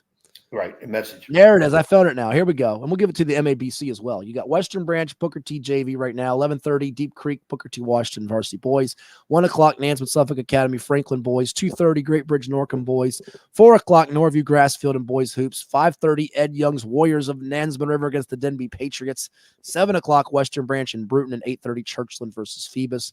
Next week is the MABC Showcase. We might get Corey Turner on about that. Atlantic Shores Christian School, Centerville Turnpike, there in Chesapeake, right on the border of Chesapeake, Virginia Beach. You got 11:30 a.m. Atlantic Shores Salem, Oscar Smith Hampton at 1 p.m., Peninsula Catholic versus Kip Legacy at 2:30, Green Run Cape Henry at 3:45, Lake Taylor Indian River at 5:30, Kings Fork Menchville at 7 p.m., and Norview Princess Anne at 8:15 p.m. A lot of scouting opportunities for you there, sir, between Southeastern District and 5B. My goodness, like almost every game. That's a strong lineup. That's a very strong lineup. That Oscar Smith Hampton game is intriguing. I think that should have been a little bit down towards the evening hours. That should draw some fans. That's an interesting matchup. Well, why don't you tell someone, and I'm sure you'll be over there to scout it, since you'll have the pen and pad out, and you'll be scouting the game from wall to wall. We'll do it again next week. That's going to do it. Enjoy your day, Ed. I might see you over there at the zoo if I get well and I don't end up fainting or passing out or losing my voice entirely. Well, I'll tell you what, it's not a great day to be out. I hear the rain out there now, so don't get any worse than what you are now.